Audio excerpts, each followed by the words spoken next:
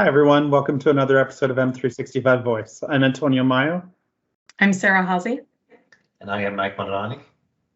And we've got another great episode for you. Today, we're going to talk about a topic that often we think about when we are looking at governing our content on our environment in M365 or complying with regulations or even sometimes securing our content.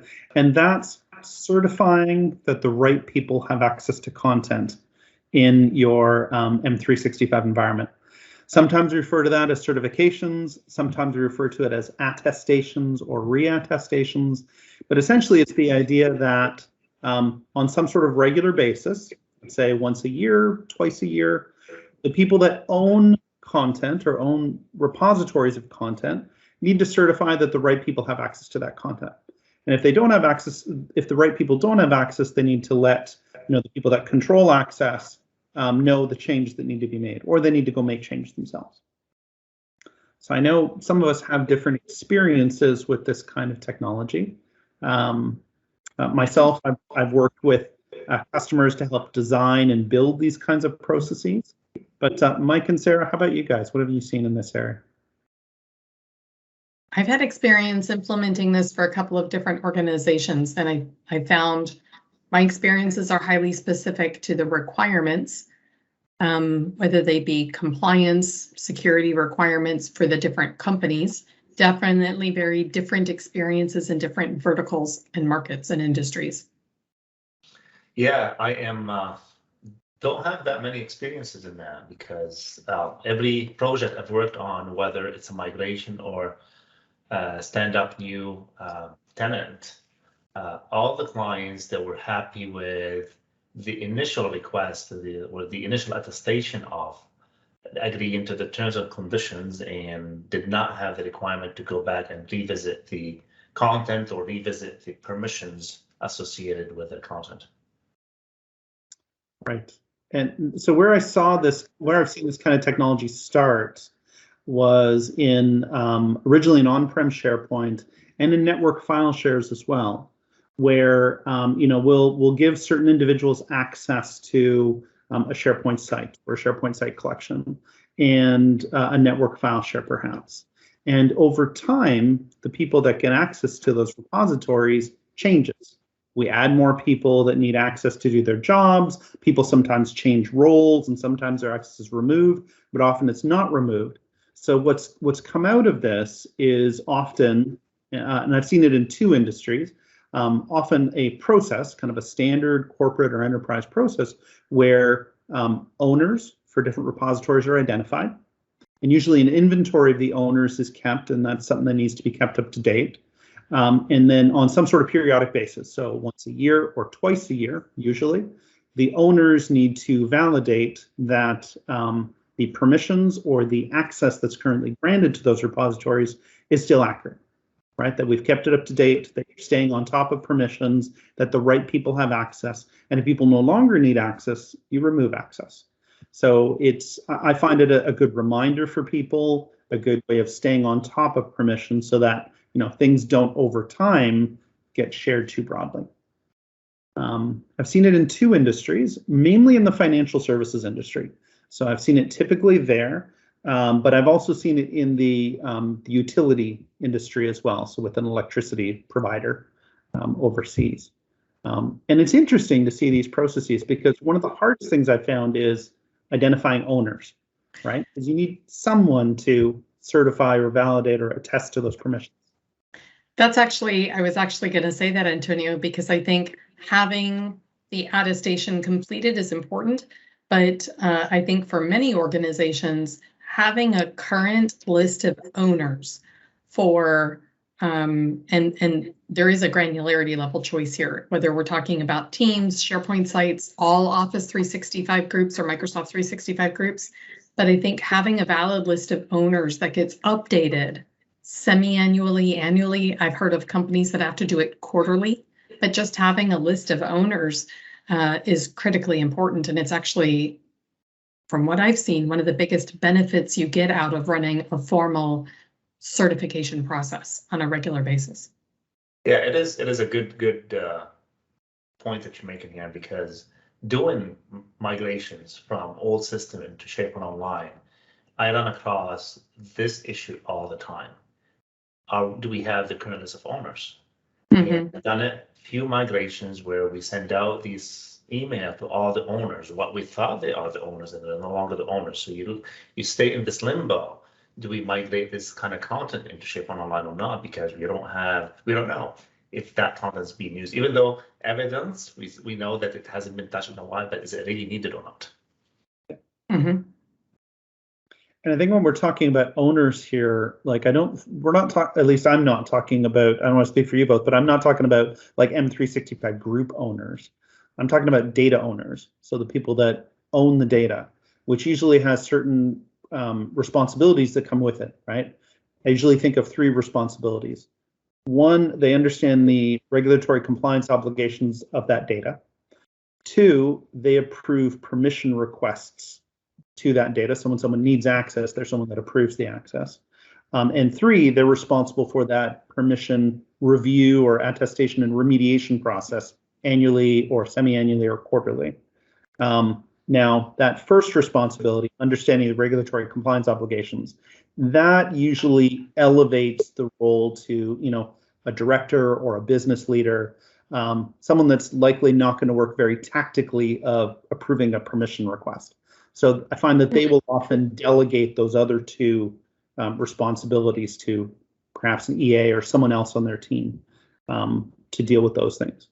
But that's kind of been my experience with owners. So not M365 group owners, but true data owners. That's interesting. I haven't had that level of experience, or I haven't had quite that experience. It's usually more granular. The person, let's take SharePoint, for example, the person who has full control access, who's actually granting access to a SharePoint site, would be the person who's completing that certification, has been my experience. It's usually one and the same, because those are the people that are identified as the owners. But I think it's important from a company perspective to define your requirements, right?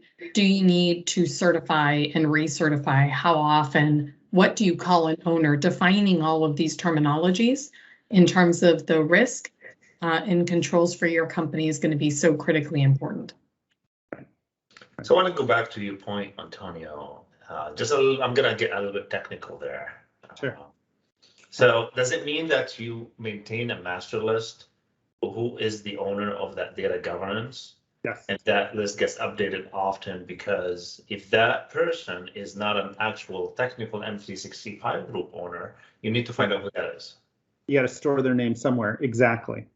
And in the organizations where we've done this, again, the data owner, the person who's actually responsible for the information. So if the information leaks, if they do not comply with the regulations that are important, they're responsible for that, right? That's usually not a very tactical, granular person. So that's how we refer to a data owner, someone who has true ownership in the organization for the data. And usually it is kept in a separate database, not a SharePoint list, because at least not for our customers, because it's really easy to get beyond, the 5,000 list view threshold, which yes, you can get around the list view threshold now, but Power Automate workflows still are restricted to that. So we usually store it in a separate database, essentially a master data owner database, if you will. And that often, sometimes that overlaps with your enterprise information strategy as well. Like if you've got like a master data plan that you use for your organization, it's sometimes part of that. But yes, we keep a separate database of data owners. Okay, so at the time, so we've done this, we've created this governance model, and it's time to recertify and reattest. Typically, what is the process and to do this, and how do you come around making sure it's still valid? Well, I think that depends. I've seen it implemented many different ways at many different organizations, based again on the particular legal requirements, their risk outlook, and what they deem to be important in terms of a recertification. But I always think it's important that you need to make sure that you're working with your risk, your information security, and your compliance teams to be able to define what those requirements look like. Because even trying to define what an access review or what a certification means could be completely different depending on who you're talking to. So in every case that I've seen, it is an IT making those decisions about what is the rubric or the standard. It's IT implementing a methodology to meet the standard as set by security or compliance or risk. That's a really good point, actually, to work with your risk and your legal teams to help make those decisions about what qualifies for this type of review. We used to, for example, like the first time I implemented such a system was back in 2015, and we did this using a third-party tool, a really large, big third-party tool that we implemented. And we kind of took the approach of every SharePoint site, every network file share had to have owners, which that part makes sense, but then all of them had to go through this a permission review and attestation every 6 months. What we have started to do, or what I've started to think about is, perhaps not every site needs to go through this, right? So what we've started to do is base the sites that do need to go through this process on a sensitivity label that's assigned to the site. So if you've got sites that are labeled as containing sensitive data or confidential data, perhaps they are more, they have more of a requirement of going through this type of process. So, that whether you do that or not is going to depend on the organization, but I do think the concept is interesting of using that label on sites and teams to help define which ones need to go through this kind of process. And I think that takes you to how do you complete this process in a way that's achievable for organizations, because I think it can be overwhelming to think about how to run this kind of a process. An automated process is always going to be better. Some organizations have the ability to invest in third-party solutions to help make this better. Although, frankly, I've never seen one that is just a plug and play. It is still months and months and months worth of effort to configure, even if you've purchased an expensive tool set to make it happen. Absolutely. I've also seen companies custom develop code to be able to do things. For example, being able to crawl through SharePoint sites, create a report of the permissions down to who has access to what for given SharePoint sites, spit it out into an attachment that can then be sent to the site owners to evaluate. And I've also seen it completely built and automated within Microsoft 365 itself, using workflows informed capabilities. And I think, but no matter how I've seen it done, it has always been a large investment of time, effort, and energy and technology to be able to try and make that as automated and as efficient as possible. Absolutely. I don't think this kind of process happens on a regular basis without automation. Right? Because it's if you're trying to do it manually, it's a monumental amount of effort. And you might do it once, but then to do it every year or on the regular cadence that it really demands is not going to happen. So yeah, automation absolutely needs to be part of it. I also think that you have to make sure that, the ones that are automating it, the people that are automated are typically IT or a DevOps group, right? And the process is typically owned by security or risk. What I would say is that it's not enough to simply automate it and then let the process run and then expect the data owners to simply respond and have the process take care of itself. I do think it needs to be a partnership between security, risk, and the data owners, because your data owners, they have a full-time job already, right? And they're going to receive this report and they're going to be asked to review it and reply back that everything is fine. They are often going to need help with adjusting permissions or adjusting access, and IT needs to be there to support them in that process, or it's just not going to happen. So you can't hand it over just to the data owners to do everything. I don't think it can be 100% automated. Like I think you can automate the process, but I think to get data owners to really take responsibility and do it, they're going to need support in completing that. I read, and that's just, at least in my experience, not doing the recertification, but at least trying to get the owners to assess their security and content on their own without extra help. I would say success rate was no more than 20% in my cases. Just because, like you said, they have the day job. And yes, they do have a SharePoint or a team that they store content, but it's not something they deal with it on a daily basis. So they put it on the side and they say they're going to get back to it, and they never do. And you have to decide what level, if any, of enforcement that you need to have to complete it. And again, this should be driven by your regulatory and security requirements that are in place. I've seen it done where it's somebody's job to follow up continually until they get to a 90% or a 95% success rate. I've also seen it where action is taken where if something isn't attested to, it gets deleted automatically. You're not going to complete it, then you're out of luck.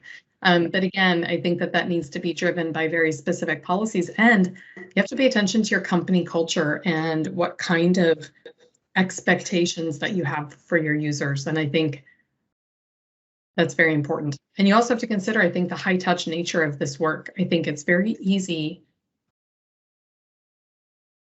to think that things can be done very efficiently, but no matter, as SharePoint practitioners, right, we understand that so much of what we do, whether it's migrations, certifications, site design and build out, permissioning of sites, it's very high touch to work with users to help them understand what those questions are.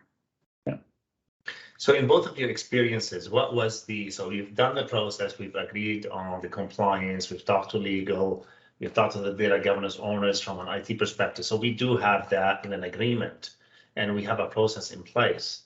And then we send out those notifications that you have to re-certify your content, your group or whatever. If someone doesn't reply back, what's typically in your experiences, what do we do? Do we just remove that access, delete their content? Deleting content has always been really sensitive because typically I just ignore, and then the minute I don't see my content, I freak out. I think that should not be up to the IT owners or the SharePoint or Microsoft 365 owners. That should be defined by security. What's the policy? What does good look like and what is good enough? And I've seen it at some companies where a response rate of a certain percentage, an 80% response rate, is considered successful. I've seen other companies where they say it must be 100% or direct action will be taken and maybe something will be locked and made unavailable until it's attested to. So I think that should be a decision driven by legal and security needs, not by whoever owns Microsoft 365. It should be driven by requirements. I completely agree. In the financial services organizations where I've seen this implemented, reminders are absolutely sent, right? Because people are going to forget, people are going to put it off. You send a reminder, you send another reminder, you send another reminder. At some point, I've seen the access get cut off. Everyone essentially loses access. And if you do that, if you remove that access in an automated way, speaking tactically for a second, you do need to record who are all the people that have had access, because at some point someone's going to scream, and when they do, well, then you get them to attest, and then you will have to configure all that access again. So you want to include that as part of your automation, right? So if you're going to cut off access after a certain period of time, after a certain number of reminders, record who had access, remove all the access, and then when you want to reinstate it, make it easy for yourself to reinstate it. But yes, and the reason I've seen access cut off is I usually see this happen. I see this process in place because the organization got in trouble with the SEC, right? The SEC came in and audited them and gave them a finding that you're not managing access to non-public information well. And that forces their hand. It's like, okay, we have to do something. So they, that tends to be I'll say the middle ground between doing nothing and deleting the content. We're going to cut off your access, and then when you scream, you're going to reattest. and then we'll put back access. But you need to make sure too that you have a method for people to scream and that you have appropriate staff and processes to be able to handle that. And again, that could be a manual process, could be a fully automated process, but you need a methodology for being able to handle that. I am a believer that if you're going to have a governance process or a certification process, if you have no teeth in that process whatsoever, I'm a believer that I'm not sure that then you're really governing or certifying anything. If it's completely optional, why would, I mean, you might get a small percentage of people that complete it, but then, you know, what you're getting, it might not be worth much or worth getting. So I think you do need to figure out the teeth, but again, company culture, legal requirements, security requirements should be the drivers there. Agreed. Exactly. The other end of this too is when people do certify, you should be keeping some sort of evidence that they certified. Yeah. One of the reasons I've seen for that is two reasons I've seen. One is when you do get audited, you need to be able to usually present that evidence. Correct. Right? If this process happened, that people certified, that you got a good enough rate of certification, to Sarah's point. Reason number two is if sensitive data does leak and it becomes a very big deal in the organization, we're going to go to that evidence and see if the permissions were reviewed and certified. And if they weren't, well, then there may be an issue, right? But that's going to be one of the pieces of data that we use to determine what the root cause of that leak was. So that's the other reason for keeping evidence. And the evidence I've seen often in the form of when someone does receive, let's say, an email or a notification that they have to do the certification process, their reply in the form of an email or maybe in the form of a database entry is usually that evidence that's kept. So just want to take it to the very last end. What happens is you get no response back. Never. You get notification, you send out notifications, no one has re-attested to that content. And then you have removed the access and no one screamed. It's still sitting there in silo. It still has content that are needed for the organizations or for someone at some point in the next maybe 3, 4 years, 5 years from now, that someone will gonna look up that information. Legally, you need to keep it. So you just keep it that way, or like what's your experience? I would say that's the question of if you need to legally keep it. If you've gone through all of those steps, if nobody's come forward to claim it, is it valid to purge or to lock down or to otherwise segregate that data and not keep it live anymore? And I think that once again comes down to your legal requirements of what you have to meet for your organization. But that sounds like a great cleanup opportunity to me to at least evaluate and explore. If no one cares, does legal care about that data? Agreed. Well, and I would say if that data does need to be kept around for several years, as you suggested, well, then you'll want to also see if, is it a corporate record? Are we managing it as a record? Is it part of our retention schedule? Mm-hmm. Is there, because if there's a retention policy on it, well, it's going to stay there and you're legally obligated to keep it for some X number of years. And yes, it just sits there. But if it's past its retention period, if it does not fall into our record retention schedule, to Sarah's point, it's a great cleanup opportunity after some, statute of limitations. Right. Or maybe it's an opportunity to say, hey, there's no owner who is responding and cares about this data, but maybe then it goes into a separate reporting structure where you need to find a suitable owner, right? So that could be a separate chute where some of these items go. But that again tells you something that you didn't know before. Orphan data is a problem that many of us have experienced for years and years from a SharePoint and a Microsoft 365 perspective. So that's one of the possible successful outcomes would be to identify data that has been orphaned so that you can find an appropriate owner. Exactly. Well, that was a great topic. Thanks to you both for talking about it. It kind of, it's an interesting thing that we see often in large organizations to have to attest or re-attest that the right people have access to content. and to the entire process that you go through with that. So thanks to you both, and thanks to everyone for joining us today. Thank you. Bye-bye.